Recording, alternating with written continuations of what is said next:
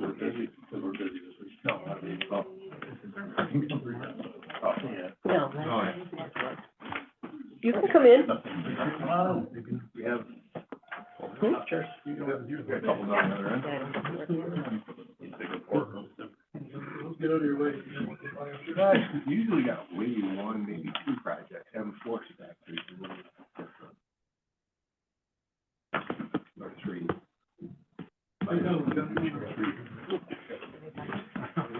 What the year's last week?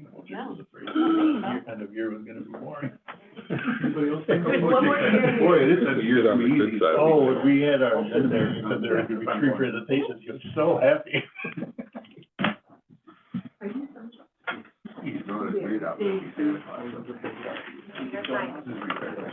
Santa Claus.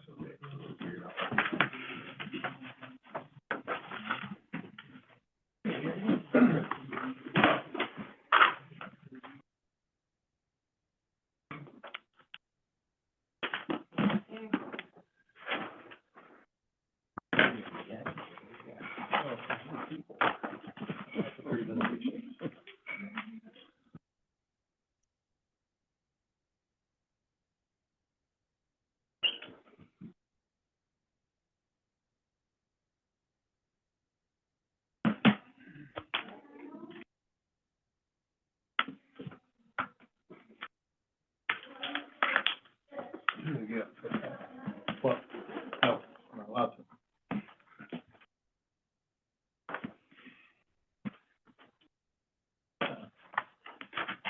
Get in trouble.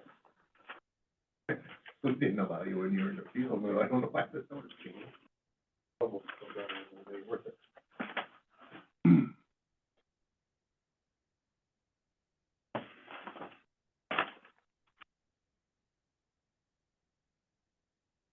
You can get you one. I have a couple golf balls, I never got a pen. Pen's very good. He was my favorite always. And title, too. He got paid as much money as, I got paid as much money as he did on the side, I do more too. All right, it's 5:00, so we can go ahead and get started. We got a busy agenda this evening, so let's get going. First thing on our, let's call it to order, and then the first thing, is new business. We're gonna jump right into Indus, and we'll have Sue introduce Jet. Yes, we have Jet Maida here with us from Indus.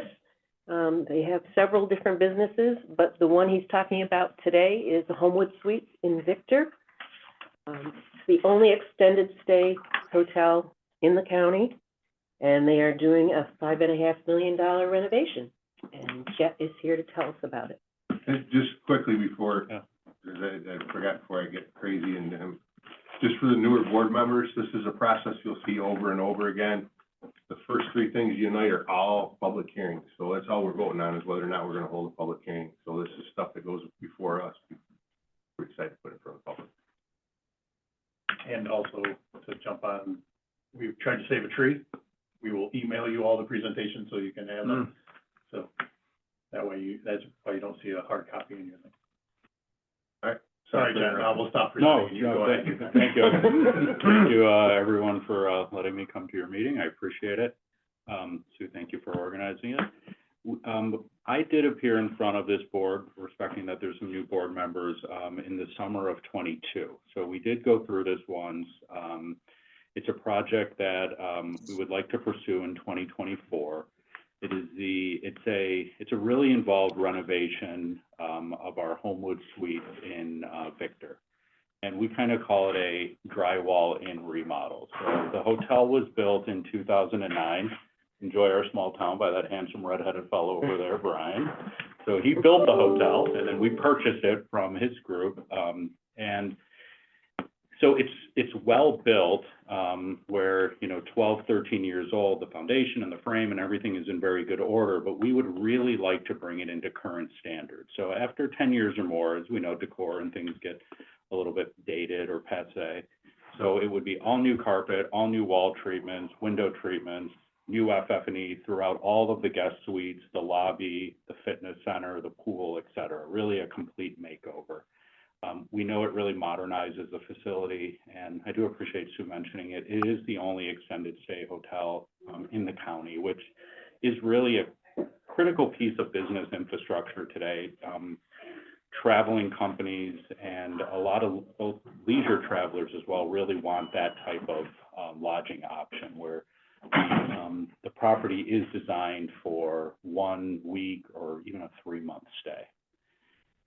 When we came, or I came in front of this board last summer, it was approved and we did go to a public hearing, and there was, I guess I'll call it some confusion, or just, you know, like most things, just a miscommunication regarding the property taxes and the lock that we would have. That has all been worked out, and admittedly that took about a year. But we did get that worked out, and whatever paperwork that everybody agreed on made sense was signed. So we did miss kind of the season to do it. We would have been doing it more like now. You want to do these things during the off season. Hotel business in upstate New York tends to be very good for 6 months and very slow for 6 months. So the idea would be to start this project in the fall of 2024. Be ready in the spring. There is a PowerPoint, which is really just some pretty pictures that initially just, some company propaganda about us and who we are. We're a local company. We're at a number of locations, hospitality, people, hotel restaurants. And then really just showing some of the transformation. So more of something from that kind of early 2000s style to more of something that would be more keeping with today's design trends and what the consumer is looking for. Lobby. Bullet points here that I just reviewed.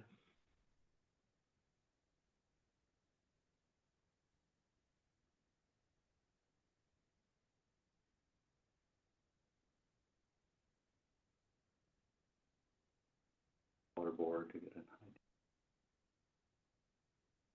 idea. Any questions or anything I could answer? Any questions for Jeff? How many units? It has 90, and it would continue to be 90.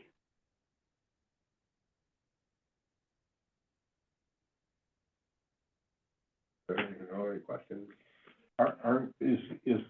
Is there a labor agreement as part of this? All construction. Pardon me? Yeah, all construction.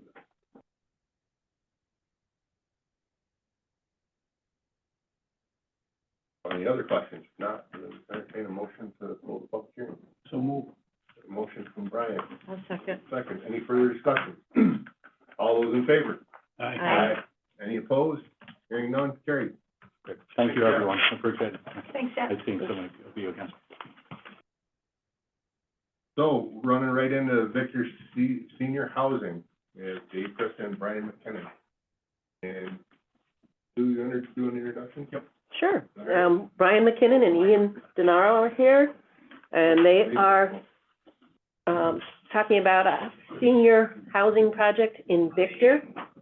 It would be at 160 School Street, which is the corner of School Street and Rawson Road. 112 senior apartments. And they would be market rate apartments. It's over a $44 million project. Thank you. I believe David. Do you want to wait for Dave, or? He's in Florida. Oh, okay, then he's not gonna be We here. got him.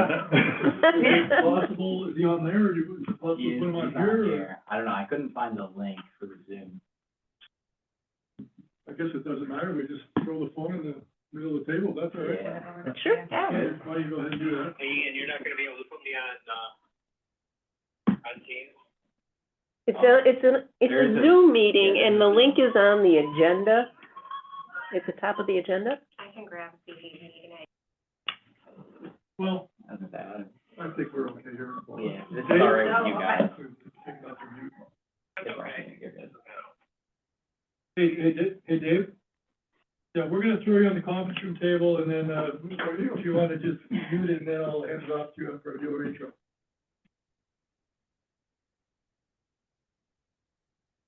Okay, here we go, put you on speaker, here you go.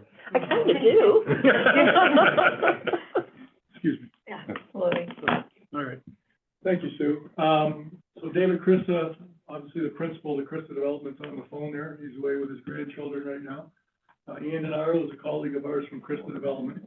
You want a little background on how we kind of came to acquire the property and why we're here, or then we've got a little PowerPoint? Okay. So, back in February of '23, we became aware of 160 School Street, which was for sale. Local gentleman, Vince Patrone, was the broker, and he approached us about the opportunity.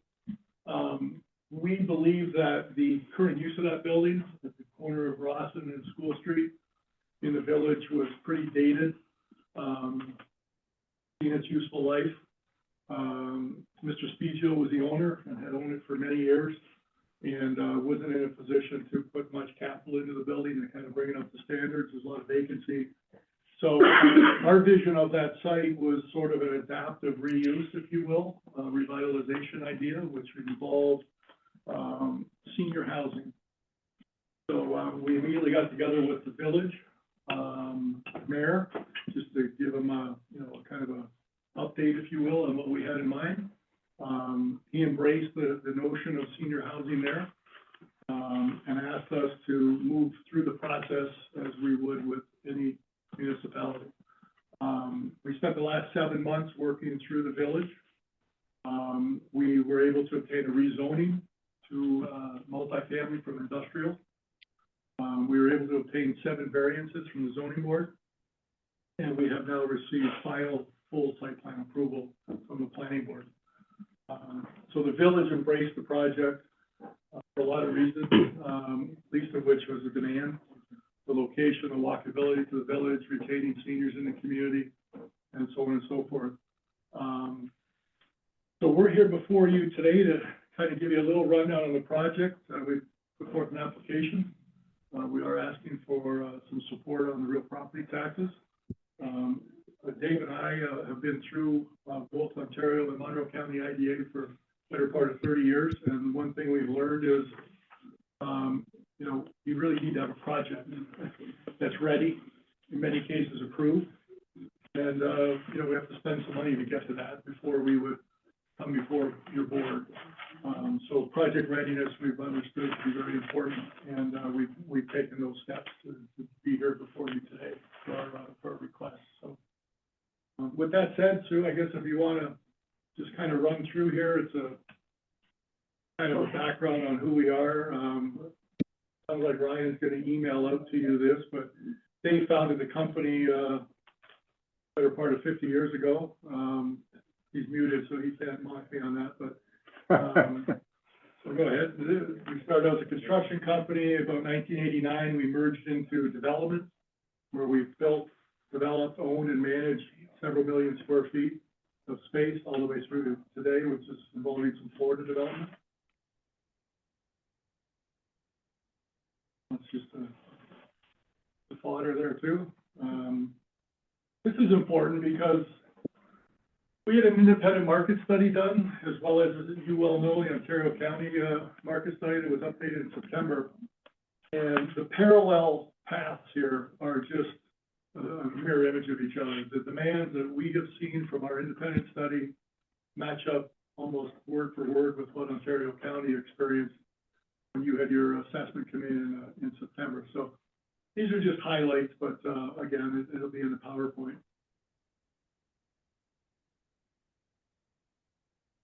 For the community impact, got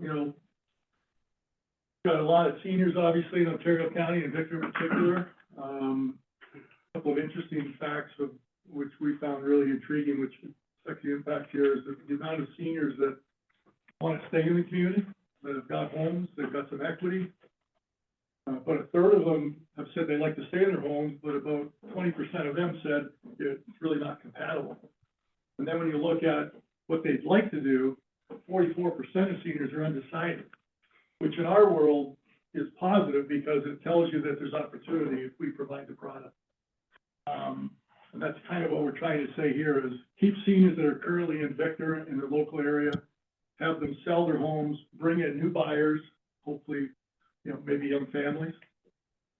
Keep that housing stock in the community, provide housing for seniors so they don't leave the community, keep their discretionary spending in the community, and cycle through, if you will, to, providing homes for people, because there's not a lot of homes available right now for young families and, you know, kind of middle-aged people to kind of grow into. It's about a $40 million project, very significant, investment. We understand the, local labor requirements of the IDA. Obviously, there's several hundred tradespeople involved. There's tremendous support from the village, as evidenced by the approvals I just mentioned.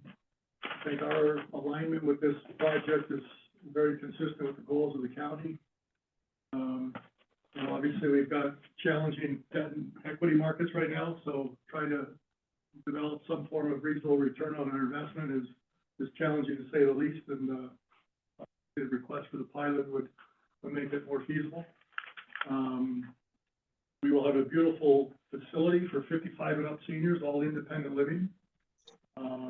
We will allow for a senior that may need, for example, a individual to come in, maybe do a physical checkup, if there's any medication management that's necessary. It's not a assisted living, it's entirely independent. We'll have on-site staff, safe, secure, fob in, fob out, emergency response if someone has an issue in their unit.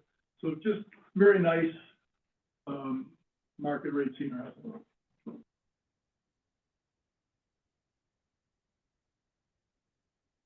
Site's about 3 acres, 25,000 foot building will be demolished. The gross square footage is 207,580. It's 4 stories above grade, 112 units.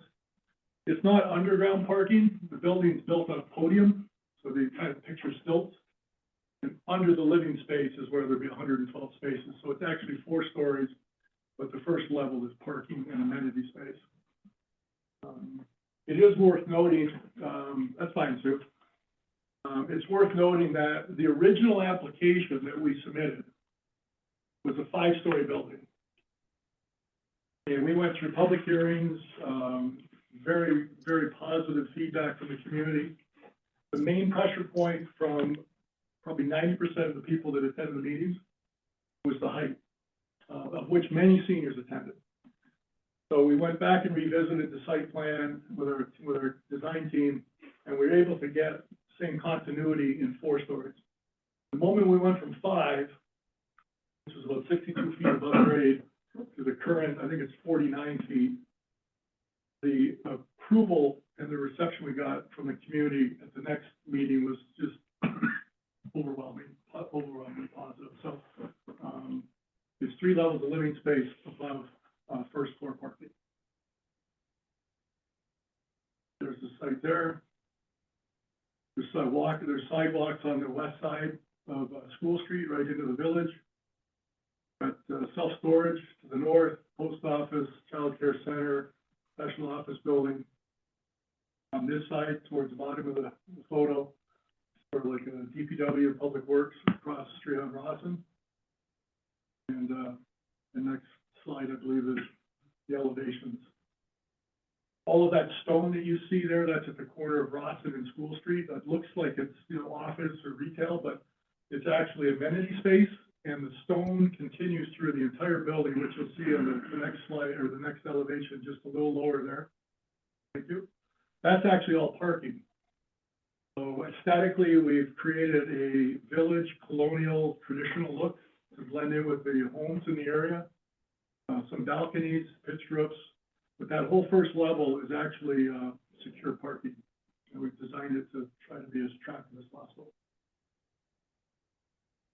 We've got our rezoning resolution as an attachment. We've got our area variances and our planning board resolution.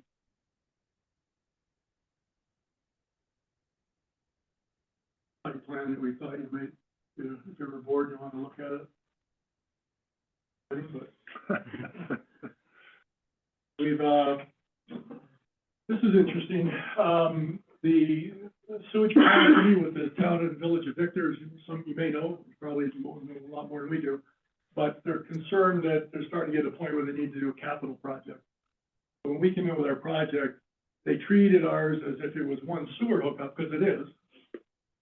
But They wanted us to provide a one-time capital improvement fee to the village for future upgrades, and that's what that $35,000 is. Parks and Rec fee, I believe it's $1,500 per unit, and it follows the town of Victor, because the town essentially does the taxing for the village, including the Parks and Rec fee, goes into a land trust, I understand. That would have been about $170,000. This is the biggest project the village has had. They never anticipated this type of project. So, we were able to work something out with the mayor and the trustees to, give us some relief on the fact that Parks and Rec with the senior community can have, probably pretty nominal impact. So these are actual agreements signed with us and the village trustees for those three, values. The pilot we're asking for is a 25-year pilot. We anticipate a 30-year debt. But we thought from a alignment perspective, if we could get the 25-year, that would help with our financing. And we've looked at it from the standpoint of continuity and predictability with respect to the taxes. So we are asking for the board consideration for $1,000 per unit for 25 years, increasing each year by 3%. The other thing that's noteworthy in this is through the UTEP opportunity that we, I guess, would have to apply for. The UTEP has got a 10% affordability component at 80% area median income. The market study that we have, and I guess to a degree, I would say that the county has, there's a lot of demand for market rate. So we're asking for us to be able to meet the market rate demand and not have the UTEP 10%. I understand the UTEP, and correct me if I'm wrong, please, but I believe it's a 5-year fixed in your current assessment, and then it's an 80, 60, 40, 20, based on the updated assessment 5 years from now. So on that basis, what's sort of interesting is the predictability and continuity of what we're trying to achieve in our taxes. We're actually paying a lot more the first 5 years than what we would have paid had we did the 40 for your standard UTEP. And it's about $450,000 that we would actually pay more in the initial 5 years. For us, and for financing, it actually makes more sense for us to have that if we're able to obtain the pilot, because that predictability and that stream is what is much more valuable, if you will, to being able to raise our equity and our debt. And at $1,000 per unit for a senior project, we thought that was reasonable. Again, no impact on school taxes, and arguably minimal impact on town and village. So that's the last of our slides, I believe. So I know, Dave, you're listening. Do you have any thoughts or comments? No, I think you did a great job, Brian, articulating where we're at, and, certainly very anxious to try to do this project. And as Brian mentioned early on, everything is subject to financing right now.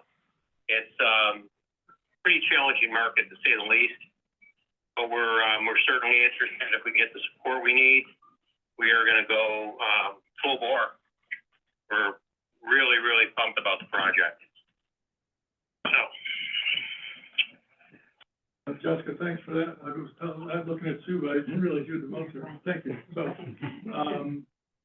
I'll just add lastly, before we open up to the floor, there is competition. As you probably know, if you get up into parents in Pittsburgh, southern Monroe County area, there's a lot of nice quality market rate properties for seniors. We believe that 80% of our residents will actually come from the greater Victor and Farmington area, and I think your study might have said something around the 75, 78% range. So we actually believe that to be true, which is good.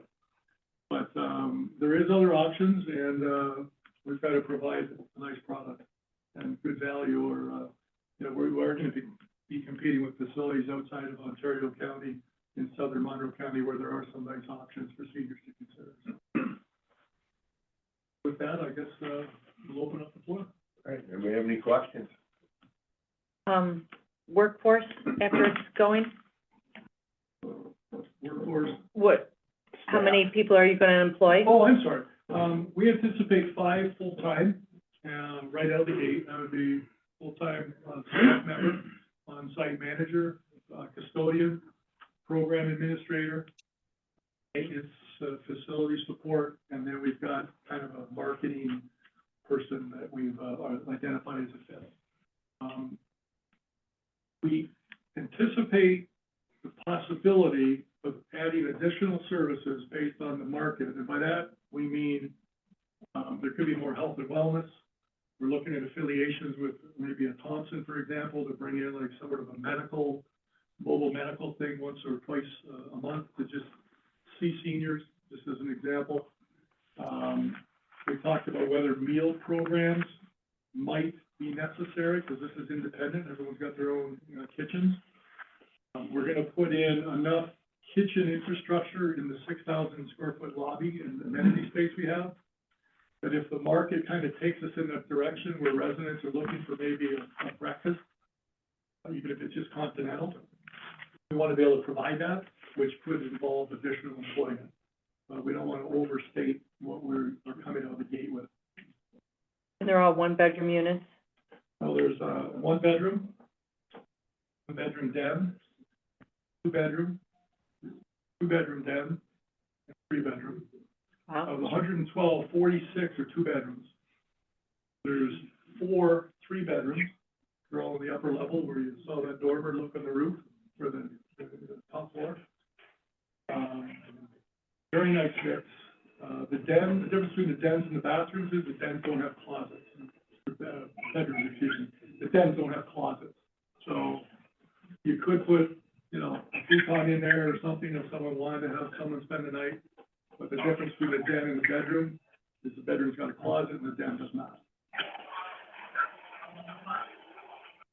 Hey, Brian, another thing that, we should take note of is the fact that there's probably $17 to $18 million worth of labor that's gonna be going into the construction side of the project, which converts into probably 320,000 man hours, which, during the construction phase, it's absolutely a huge stimulus for the economy in the village. And, I don't know how to exactly quantify that, but, how many people will be from Ontario County versus Monroe County versus Wyoming County, but, clearly this type of project, the majority of the tradespeople and material suppliers will be from the area. So it's a nice shot in the arm when a project this size is being built, in a smaller community. A lot of man hours, a lot of money that's spent there.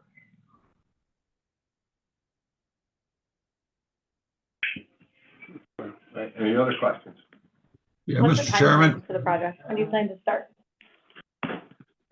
We own the property. We have advanced drawings to the point where we could get all of our approvals. But to be perfectly correct, we haven't gone full speed ahead and released everything to the construction document phase until we kind of get a sense of where we go with our request, to be honest with you. We've ran it by a few lenders, but it's just not at a point yet where they're able to give us much feedback. So I would say in a perfect world, we could start by the summer if everything went well across the board in the next 6 months. But that's probably on the optimistic side, given where we are right now. All right, you said, mixed use currently, so, the building's not vacant at this point. It's completely vacant. Oh, it is, Yes, okay. Mr. Spezio had to relocate or move out the tenants. Mm-hmm. But that's been done. That's been done, yeah. It's almost, it's not obsolete, but it's in rough shape. It would have required a very significant investment. Tenants and active tenants. Dan, you got a question?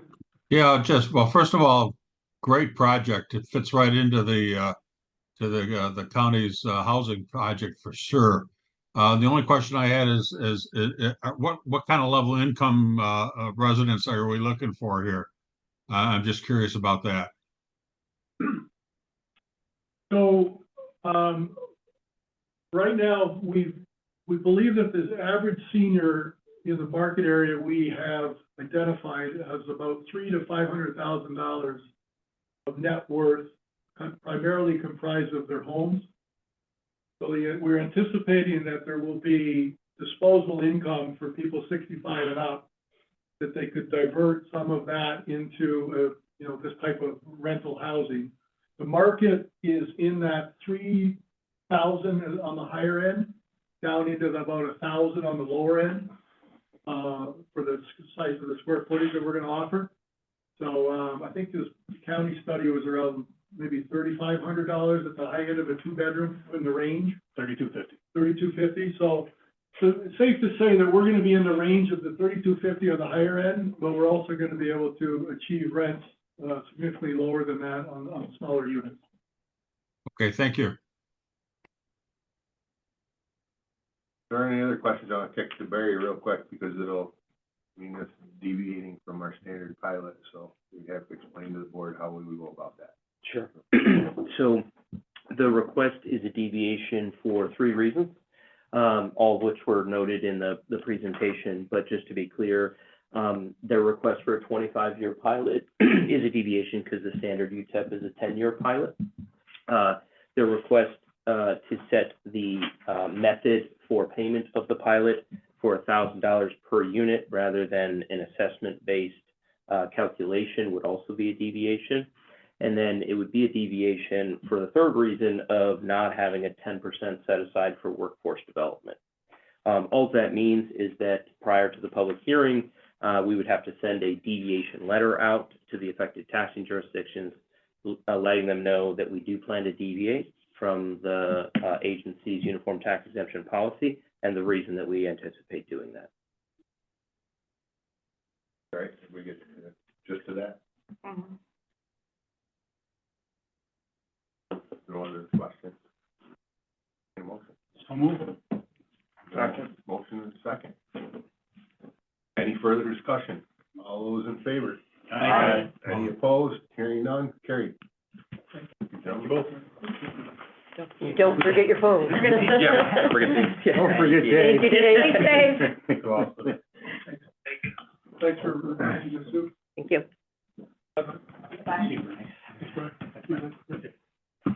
All right, on to the next project. We're gonna get housing some seniors, and we gotta give them some food to eat, so. Sanjay? Yes. Sadian and Brown, is it? Yeah. And I'll let Sue go ahead and introduce, Indian Foods. I believe Sure. they're looking at going over where, in Geneva, where we have a. These gentlemen are from Indian Foods, and they're looking at buying the vacant Real Eats building in Geneva, in the town of Geneva.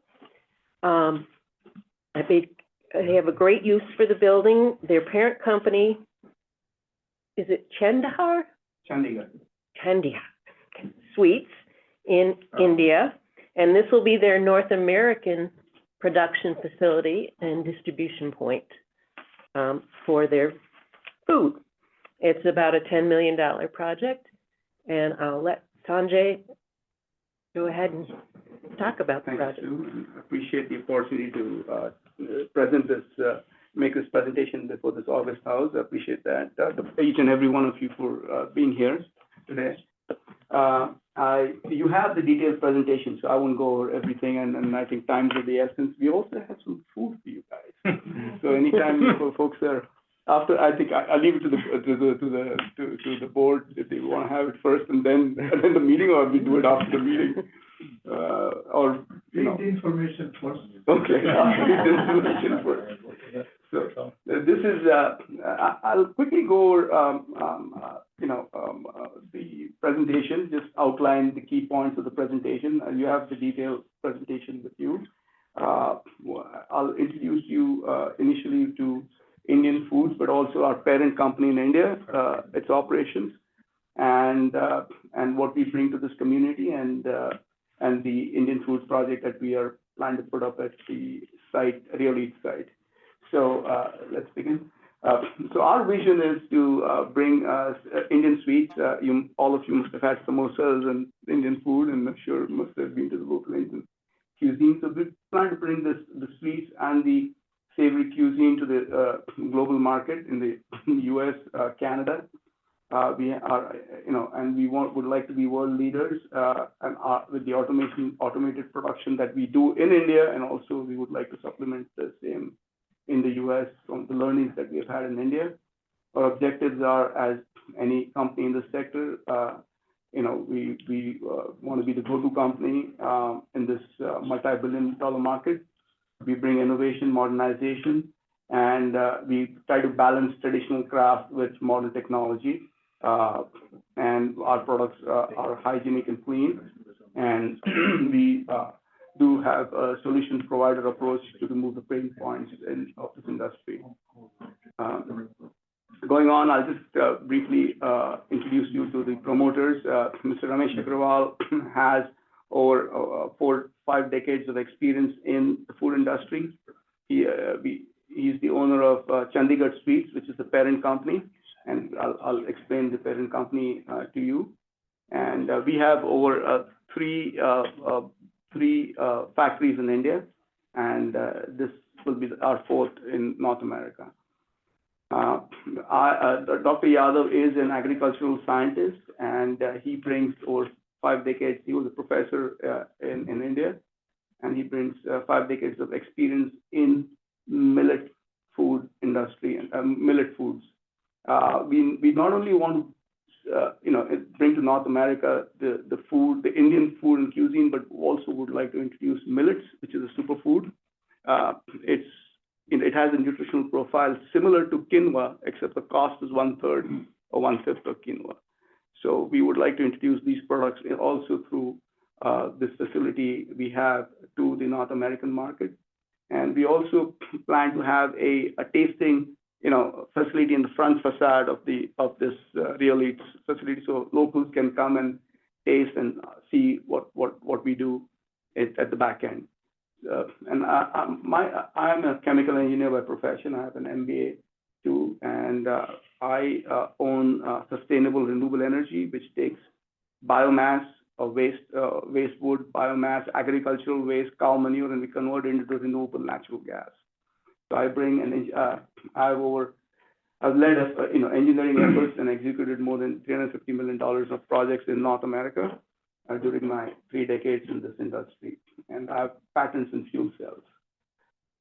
So that's our team. We bring diverse expertise to this sector.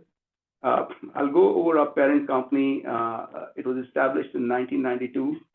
In 2019, we got Haldiram was impressed by our business model, and Haldiram is like the Kellogg's of US. They're a $2 billion company in India, and they did significant financial investments in our company, and after which we literally took off. We have opened a new 1.7 million square feet facility in India in 2019. This is only 100,000 square feet, but that's a 1.7 million square feet facility. It's a state of the art, and I have a video presentation that I'll send to Sue so that the board members can have a look at that presentation. We've also involved state cooperative associations. So our intent is not just to put a building and import stuff, but we are also talking to local farmers to, for the milk production. We're talking to cottage cheese providers in the state, in New York, possibly Oatka. We might import some cottage cheese. So we would like to, take as much what we can get locally for our manufacturing. Let me just supplement this state cooperative association. This can be very, very helpful in case of the American system. What we do, we have a large number of farmers which are integrated under a society, which is a state federation. We call it federation. Small business societies, they make a federation. And all these farmers, they are supposed to sell their produce to the society, and this produce is aggregated together. And we have been instrumental for producing it, high-value product, and give it back to the system to create the self-employment. So it is the produce goes back to the federation, and which we manufacture, process, and give it back to the system, and they sell it through those societies to the masses. So this is how the private-public partnership is happening under the cooperative banner. So small cooperative, banks, they all come together, make a federation, state level federation, and then it goes to the federal level also. So this is how it is happening in India. So, yeah, so that's what Like similar models we would like to. 4 states, they have engaged us to produce the products under the Verka is from Punjab, the Himfed from the Himachal Pradesh, and Sudha is from Bihar state, and Beta from Haryana. So all these states have branded our products under their brands and marketing it in their states, respective states, as well as in other part of the country. So we can help the cooperatives here to, we are a B2B right now enterprise. We also have a retail model that we'll be discussing with this board. But what we can do is the cooperatives, we can make value-added products and give it back to the cooperatives so they could sell it under their banner if they choose to do so. So that's another model that we've been using in India that maybe the local cooperatives might find it useful and might give them more value for the money to help them, grow. So this is our 1.7 million square feet facility. It's spread across 2 floors, and we have 600 metric tons of cold storage at this facility, 500 metric tons of raw storage, milk reconstitution and formulation plant. Our sewage treatment plant is 50,000 KLD, and ETP, effluent treatment plant, is 300 kiloliters per day. So it's a huge facility that we have.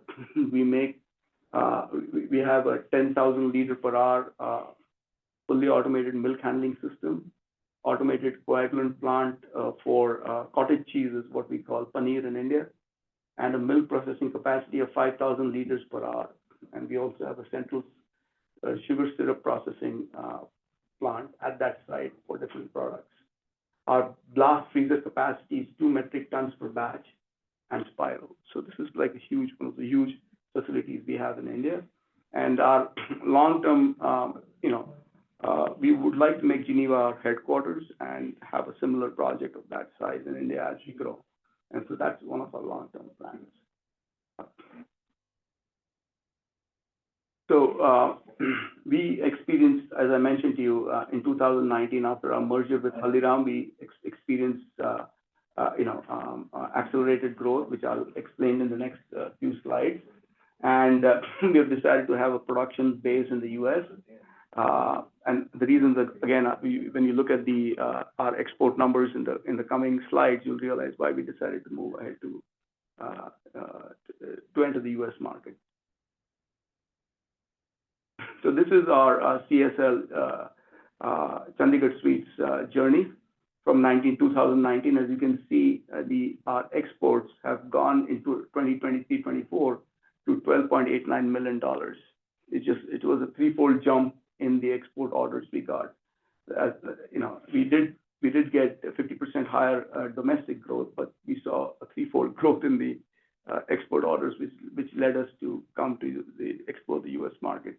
We have been, I think from 2006, I believe, we've been shipping a lot of materials to the U.S. market already, and it was through Toronto, but we then decided to move to Buffalo and New York to expand our activity. Every month we sell about 40 to 50 containers full load to US and Canada, to 2 countries only. And then we have a requirement for Australia. So what we plan to manufacture in United States and then export to Australia because of certain, US has got free trade agreements with a lot of countries, around 40 countries, I believe. So it becomes a point where we could sell to these countries under the free trade agreements, and we can become a net exporter. And another interesting thing that most of the people selling sweets in India or in United States, they're buying from us and selling under their names. Yeah. So we are primarily it comes from us, from India. So I said, why not to do it here and give it to them? So we already have a market established here. So as you can see from here, we have a total number of customers are increasing. Current relationship value is increasing with every order. We are seeing, revived customers, new customers are coming from different geographies. We are seeing a lot of, American interest in eating healthy food, Indian foods, but also Mexican, there's a huge Mexican market that we are seeing that's now turning to Indian food. So we also have a huge market in Europe. and, parts of, US, as I mentioned, and we would like to tap those markets through our exports from the US.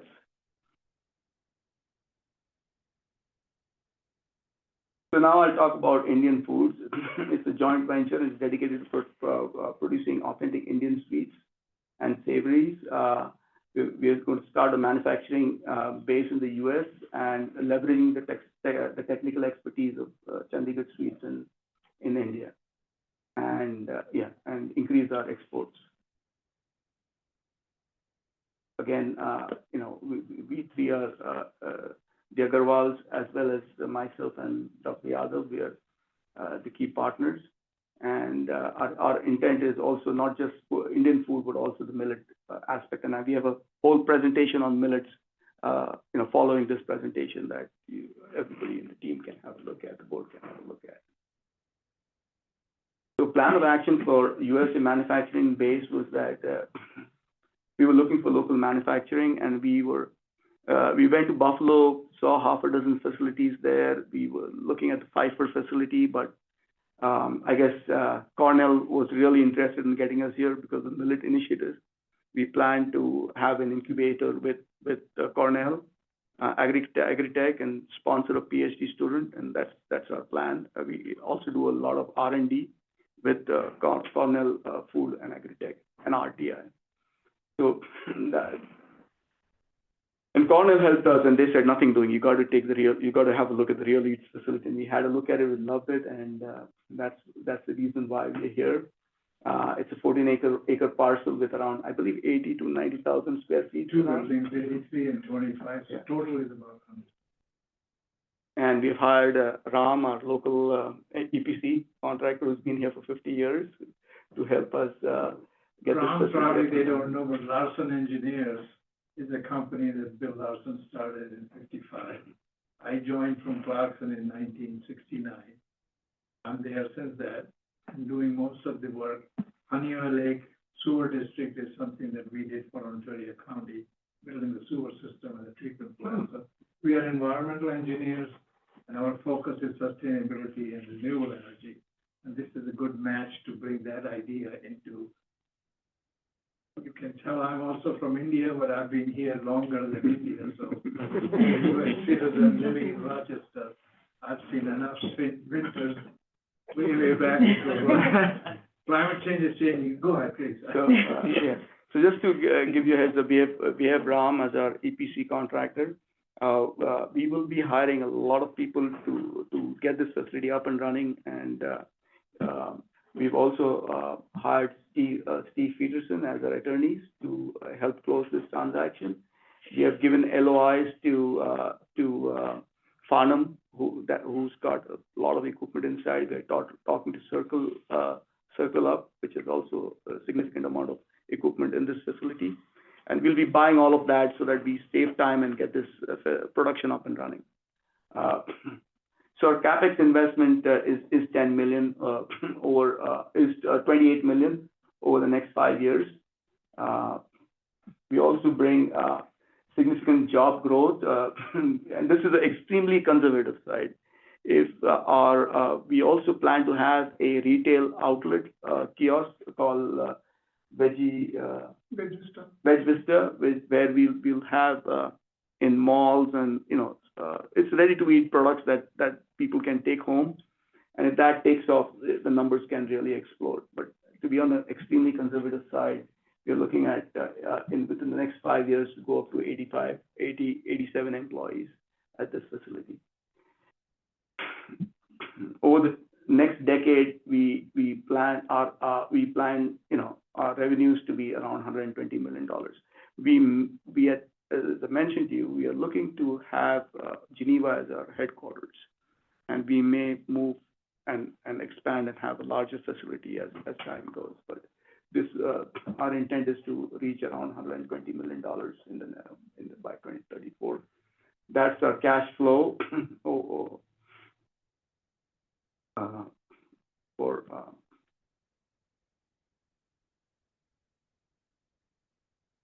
we have identified milk-based products, for this market. we're also going to be at this facility, making baked and fried chips, flakes, cereal-based snacks.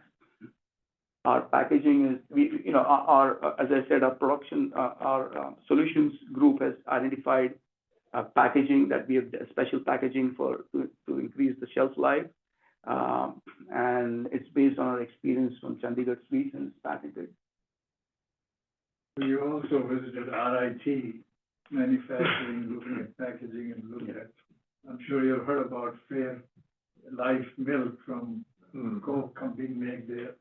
So the type of packaging they do is for pasteurization, that you can do the pasteurization with pressure rather than temperature. So you don't have to heat up the milk and then pasteurize it. So this is a new technology RIT is going to be working on. So the packaging is, before that, is using high pressure systems to pack. So the life is longer. So, and also we have a lot of new development, that we're looking at. We're looking at sugar alternatives, jaggery, stevia, monk fruit based snacks, and boiled nuts, beans for specific markets, like your garbanzo equivalents. We also plan to bring convenient foods and beverages under the ready to eat, ready to serve. Even we have ready to cook dehydrated foods also. We have not.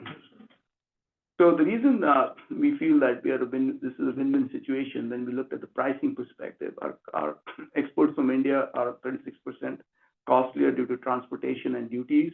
Thus, we need manufacturing from US. We also need to engage a super stockist, who charges us 20%.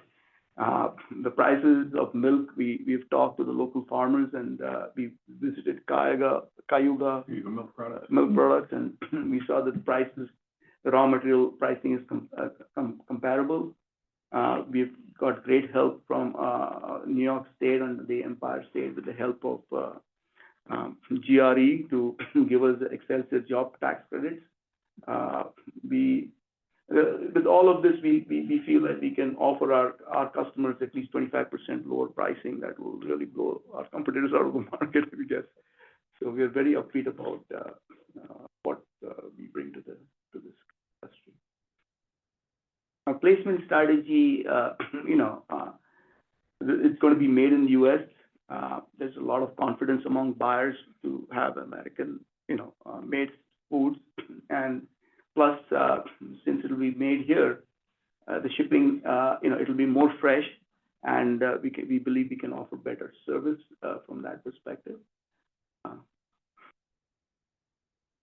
From the promotion perspective, we are from 2006, our products are already in the U.S. market, and so we don't feel we'll have to do much about production. But from the export perspective, since U.S. FTA free trade agreement has treaties with over 20 countries, we believe that we could supply from a lot. We have a huge export potential from this market. So we're looking for cooperation from Ontario County in grant subsidies, finance availability, marketing certifications, tie-ups, and manpower from Ontario County. And from other stakeholders, we're looking for R&D support, food safety systems, marketing certification, and tie-ups. And that's why we are looking at, in the next slide, for technical collaboration with Cornell to help us on all of that. So that's, and then the millets, I think the team can have a look at it. Yeah, because, we all know that last year was the International Year of Millet. So we have been working for a long time, since 2004, but last year, boosted everybody, sensitized the whole world with reference to the millets.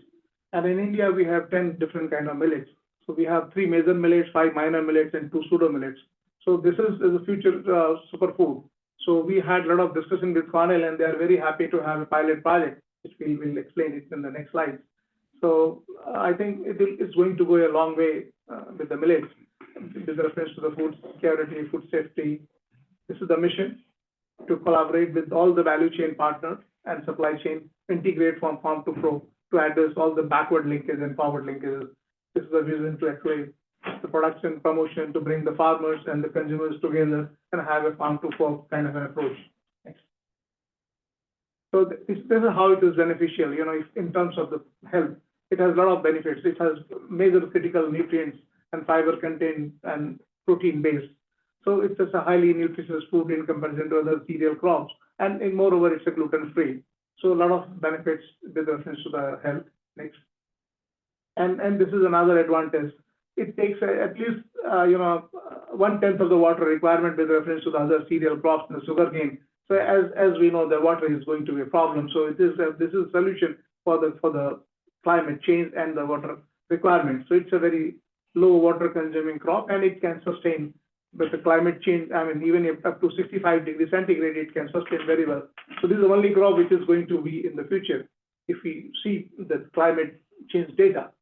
So I think this is the best option for the climate with reference to the carbon emission, also with reference to the water, with reference to the health, with reference to the water consumption. So many advantages with one little tiny grains. So that's beneficial for the farmers. Normally crops, they take 150, 160 days, and it creates 90 to 100 days, the maturity is there. And it's a low agri input and high value crop. And the whole plant can be utilized. The grains are utilized for the human consumption. The biomass can be used for the fodder, excellent fodder. So it's a win-win situation for the farmers also if it is promoted extensively and integrated the whole value chain. Excuse me. Yeah. How much more do you have to go through? Because our motion is gonna be on whether we have a public hearing on all this. I think it's done, and next slide. I think we get it. Yeah. Next, please. So the other, they can have a look at it. You have the presentation. I don't wanna speak for my fellow board members, Please, but please. I think that you've made your points and what you're trying to do and your products and your expansion.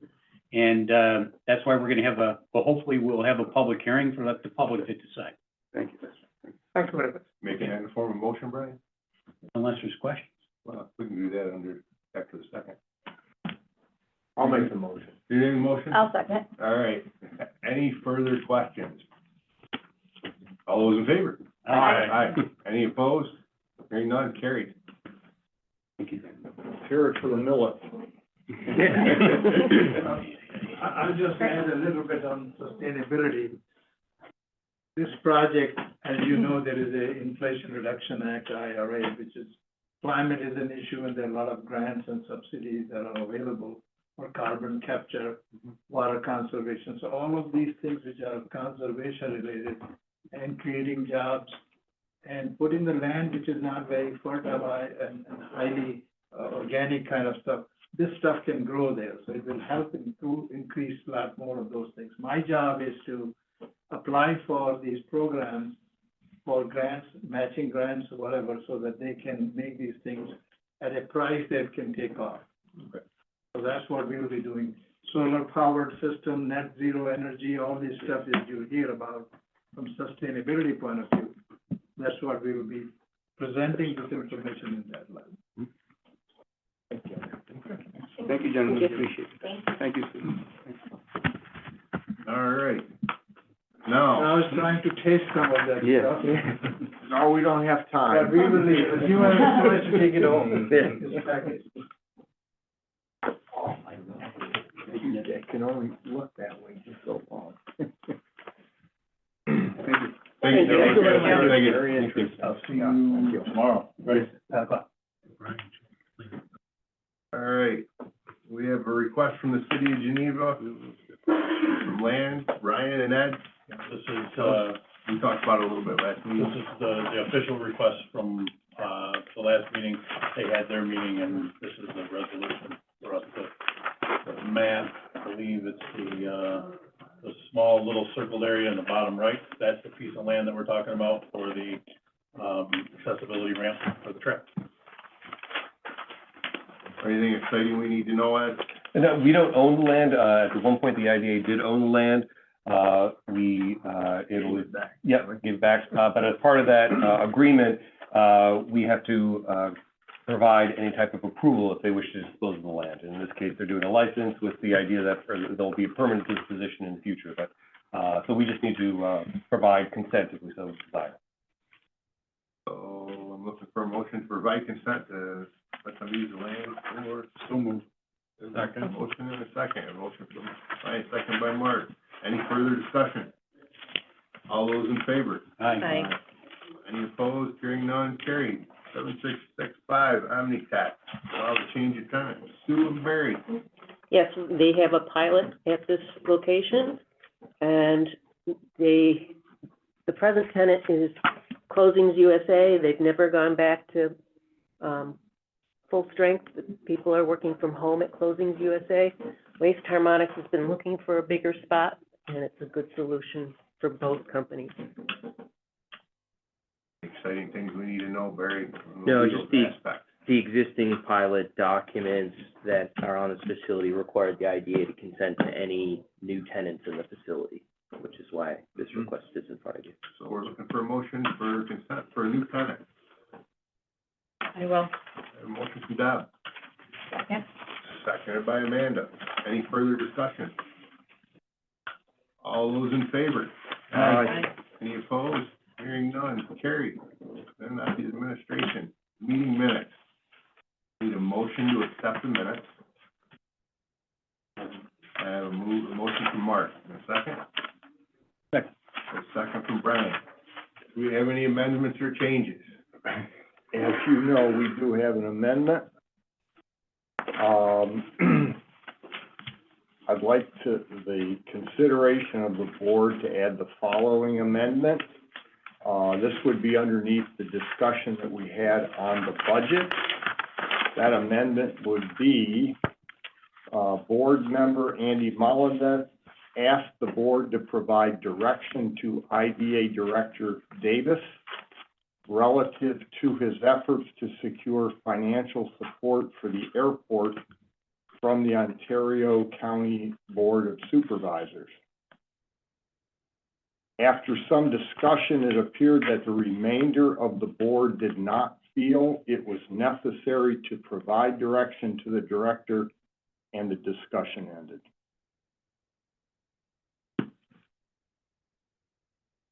Any discussion on amending the minutes to say that?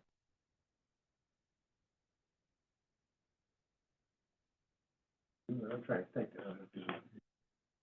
We should have to make the motion, put the amendment second. Let's not vote on both of them. That's very often. Yeah, so we need a motion on the amendment. Well, I think I should make a motion. There you go. There you go. I'm good with that. I have a motion, I have a second on Andy's motion. Just one quick question. Is there a reason why we don't have the motion in writing in front of us versus verbalizing it? Andy said it, I thought the best way to do it is right in front of the board. Well, That's the way it's usually amended at most meetings. So, Really? Yeah. not with making sure we. Most people don't have the minutes ahead of time at some of these meetings, so. I'd be happy to read it again. No, just curious. You still need a second. I'll second. A second. I wasn't at the meeting. I wasn't Okay. Any further discussion on the amendment? Vote on the amendment. All those in favor, aye? Aye. Aye. Any opposed? Hearing none, carried. Now we'll go back to the original motion. Any questions on that?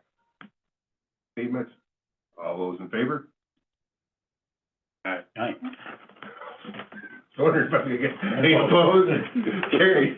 I was trying to remember, did we have a motion on the minutes? And you're Yeah, right, we we had a did, motion on the yes. minutes. Yep, aye. All right, good. So minutes are done. Invoices for payment. Mike, run us through. Bob, wanna take it? Top half looks like the usual utilities, Lundberg, Kessler, and First Conet feed bill for the fiber out there. And I think we have an arrangement with the vast operations to take some of that as well, that bill, so, as they use it as well. Okay, for the agency side, November master agreement, is our monthly payment. Our, $1,500 for the UK, which is monthly. MRB Group, that should be the final one for the work so far in Geneva, that Geneva Solar Project, and Loki Bro, which is paid for by High Point 100. invoices of payments. I have a motion. Can I just ask a question? Sure. Lease dispute, That was the least dispute was, Canada Verisign probably, right? yeah, Yep. is that done? Yeah, last Okay. meeting, we made a motion to drop off the Okay. proceedings.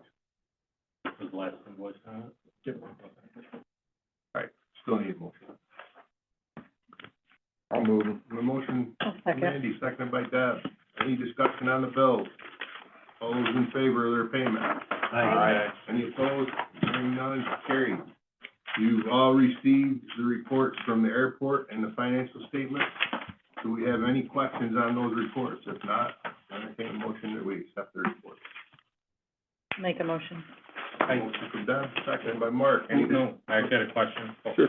well, we can use it as a second. I'll second. Sure, there we go. Okay, go ahead. I think it's just a typo on the airport update. It talked about contractors will mobilize 127, with work to be completed by the end of December for the tree clearing project. Is that mobilization on November 27th? Oh, yeah, I missed the one. Okay, So they started today, yeah. just want to make sure. We planned well in advance, Mark. Be interested to finish it up before you mobilize, On so. the statement? Okay, we got a motion and a second. Any other questions on the statement? All those in favor of their acceptance? Aye. Any opposed? None carried. Bob, you had something. Yeah, regarding that topic of the tree removal, which is starting this week, the contractors will be starting to clear trees. One of the property owners who, is a grant of an easement that the IDA obtained, in 2012, was for basically air rights, to, clear trees. In that, easement, the language, is pretty clear that we have the right to go in there and remove any obstructions, whether they are, trees, vegetations, telephone pole, whatever they put up. So we're exercising that now. However, the landowners, which are actually the children of landowners, are objecting and asking if we can take and top those trees to this imaginary plane for clearance. That's not in the scope of the project. It's certainly an additional expense, and it's a long-term obligation because some of these trees will regrow and we'll have to cut, and it's just a mess. And actually what they're, I explained to them what you're gonna end up with is it's just a forest full of mini ice. toothpicks, yeah. It's not gonna be good, and at that point, if we decided to top it, there's no going back. We're not gonna go and clear them. And the other reason is the FAA no longer pays to repetitively clear or top trees. They only pay for one parcel one time. So we elected to clear it. It's pretty clear in our agreement that we can do that. However, it does say at our discretion, at the IDA's discretion, we may choose to top the trees. And I guess, so I've had a conversation with the landowner, and, I'm not the decision maker, so I want to get something from the board that says this is our decision where we want to go. And I think we're recommending, and I would recommend that we just clear the trees and be done with it. We would maintain it just by mowing it every once or, every year or two. That's how, we have two parcels like that. Only one landowner has objected. How large is that parcel? Out of the parcel, it's 2.5 acre parcel, and we have an easement on 1.8. So, 1.5. I wonder if, I agree you don't top them for all the reasons that you said. But, the history of the airport with some of those landowners is a little rough, right? There was some contentious, On the other end, I'm just wondering, could we take the trees down and plant something else that tops out at, something acceptable, 15, 20 feet? I don't know what the. Yeah, I guess I'm not clear they were not clear to me what their end game was or objective was. One was sentimental, and one was we hunt there, one was, and I can't understand this parcel is right by the road, if they would have been hunting there. Yeah. And you got an airport on one side and a house on the other. And there's some tall, I guess pine or spruce on closer to the road, you know, that family member may have planted, 50 years ago. And even those, you top them off, they're just not gonna be pretty, because they're not gonna grow back nice. And the rest of them are just, anything from 4 inches to maybe 10-inch things, and they're nothing but, brush trees that has been growing there. They're not hardwoods or anything special. Right. We offer to leave them the wood if they wanted the wood there, but, the scope of the project is to clear and remove, and they're gonna grind all the stumps to the ground, and they'll treat them. And the language is clear that we have, with proper notice, that we can go in there and maintain that, vegetation however we choose, mowing is the preferred way to go. Half hour to mow it twice a year, or twice every 2 years or so. So if they want to plant something, that's an option, but it's not part of the scope of this project, or, an expense I think we can offer at this point. Really, we don't have to take a real formal vote or anything on this, correct? We can just say the consensus of the board is follow, or do we take a vote? No, you don't have to take any action, which would just mean the scope of the project would not change. Yeah, I'm just looking for direction from you to get to the landowner. Tell them we talked about it and we decided that. That's happened. Yeah, you can't do that. I'd say it sounds like the consensus of the board is take it out, and if there's a way to make them happy after the fact, feel free to come back to us with that, but There you go. take it out. Okay, yeah, it's essentially what I said. I try to accommodate anyway, if there was a, special tree in there somewhere that we could shape and, manage that, but there really isn't. It's just it's scruffy woods. All right, Thank you. good. Ryan, you got a department update? That'll be quick. Thanks for your patience on all 3 of the presentations tonight, especially this one, the lengthy one. A little background on all of them. I think it's great that we were immediately able to get confirmation that the county housing study was correct. I think that's fantastic. I wish we would have waited a little while longer. We could have had them pay for it. But that it's important discussion, because I think what comes out of this discussion will end up being that this will be the opening discussion of what our UTEP ends up becoming. So it's going to be a process, but I think it's good that we're getting a jump start with a pretty good project in Victor. The Indian Food Company I should make mention that this was a total team effort. This was a competitive site selection process with Buffalo, Rochester, for reasons that I can't quite figure out, and Michigan. Our friends at GRE, ESD, the town of Geneva, all helped out with this. It's been lengthy. The negotiations have been with them and the building owner, the leasing company, that's the Farnham that he was talking about, and I'm glad that we've got them to this point. We're not there yet, but it's, 89 employees in that building a year after they lost 122 of them. That's pretty good.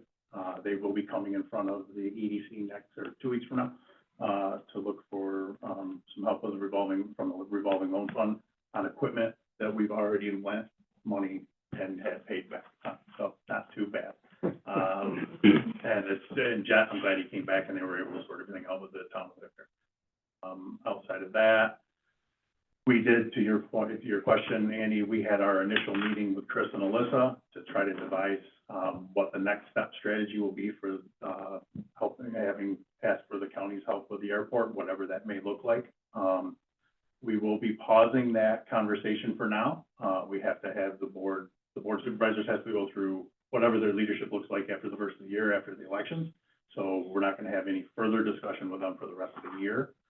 The initial committee that we'll be going in front of will be PEQ. They are waist deep in landfill things right now, sometimes quite literally. So I'm not going to press against that in the early part of the year.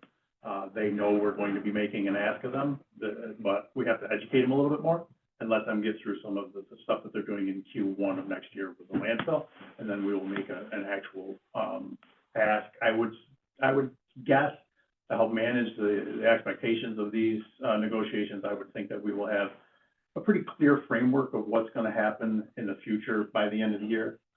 We may have some sort of financial help from the county by budget time for 2025, both budget for county and IDA budget.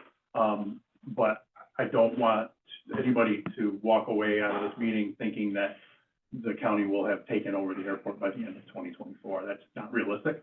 The FAA is gonna have their say. There's quite a lengthy document, telling us how to make a transfer if we do make a transfer, and the federal government has to okay that transfer. I have absolutely no idea how long that's gonna take. It could take a year on just that. So we will continue to work with the board of supervisors. First step has been taken with the administrator's office. Next step will be PEQ. After that, I would imagine Ways and Means will want to take a crack at it. But we're gonna continue to educate the entire board of supervisors on the property. So we'll continue with that. Outside of that, have anything, anybody would like to have any questions? I got a quick question for council. Any municipalities you work with or anything else have a structure similar to what the Victor Senior Housing came forth with us tonight?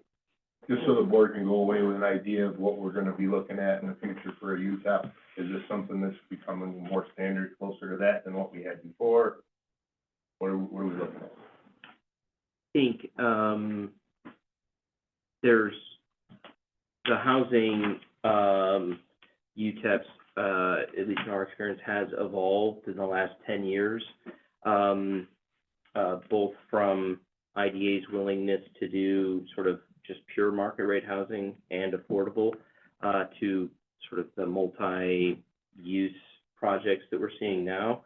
As far as, whether this project fits in, this, I don't think many IDAs have a UTEP provision on an assessment per unit per se.